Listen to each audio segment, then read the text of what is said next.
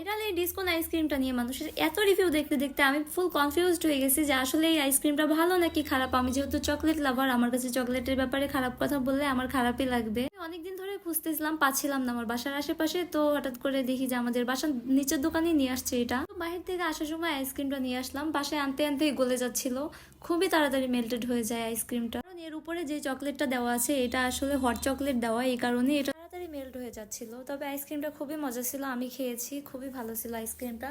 তোমরা যারা ট্রাই করনি মাস্ট বি ট্রাই করবা এটা। একজন ভিডিও করে বলতেছিল আইসক্রিমটা থেকে নাকি শুটকি শুটকি গন্ধ আসতেছে, আসলে কি এটা সত্যি কথা নাকি আমি জানি না। তার কাছে কিসের জন্য এটা শুটকির মতো লাগছে। আসলে এটা থেকে একটু তেতো তেতো আছে, কারণ এটা যেহেতু ডার্ক চকলেট, এই কারণে এটা থেকে একটু তেতো তেতো লাগতেছিল। ডার্ক চকলেট সবসময় তিতা লাগে, এটা স্বাভাবিক, যারা খায় তারা জানে। যাদের কাছে চকলেট পছন্দ না তাদের কাছে এটা অবশ্যই ভালো লাগবে না, কারণ এটা পুরাটাই চকলেট দেওয়া। চকলেট দেওয়ার কারণে এটার দামটা একটু বেশি অন্যান্য আইসক্রিমের থেকে, অন্যান্য কোন আইসক্রিমের থেকে আর কি। অন্যান্য কোন আইসক্রিমগুলো 50-60 টাকায় পাওয়া যায়, কিন্তু এটা 100 টাকা নিচ্ছে। কিন্তু এটার দাম 70 টাকা হলে বেটার হইতো। এমনও বেশি চকলেট দেওয়া নাই অন্য আইসক্রিমের থেকে যে এটার দামটা 100 টাকা। 100 টাকাটা একটু ওভার হয়ে যায়। যদি আমি আমার অনেস্ট রিভিউটা দেই তাহলে এখানে ডার্ক চকলেটের লেয়ারটা আমার কাছে খুবই ভালো লাগছে, যেহেতু একটু তিতা তারপরে আমার কাছে খুবই ভালো লাগছে। আর ভিতরে যে এটা ভ্যানিলা আইসক্রিমের মতো দেখা যাচ্ছে, এটা আসলে কফি ফ্লেভারের আইসক্রিম।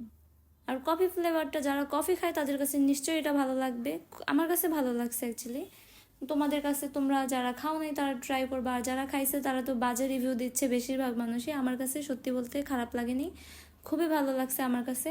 উপরটা চকলেট ছিল আর নিচেও অনেক চকলেট ছিল। আমি খাইতে গিয়ে আমার হাতে পুরাটা নষ্ট হয়ে গেছিলো হাতটা, এতটা বেশি চকলেট দেওয়া ছিল যে আমি খাইতে গিয়ে আমার পুরোটা হাত নষ্ট হয়ে যাচ্ছিল, খাইতেই পারতেছিলাম না। তোমরা দেখতেই পারতেছো এখানে কতটা চকলেট দেওয়া, গলে যাচ্ছিল জন্য আমি একটা বাটি নিয়ে নিছি যাতে না পড়ে যায়। যদি রেটিং দেওয়ার কথা বলা হয় তাহলে আমি 10-এ 8 দিব। আর তোমরা যারা যারা খেয়েছো তারা কমেন্ট করে বলবা যে তোমাদের কাছে কেমন লাগছে। আর আজকের ভিডিওটা এই পর্যন্ত। ভিডিওটা ভালো লাগছে তারা লাইক করে দিও, আর যারা ফেসবুক থেকে দেখতেছো ফলো করে দিও, আর ইউটিউব থেকে দেখলে সাবস্ক্রাইব করে দিও। Thanks for watching.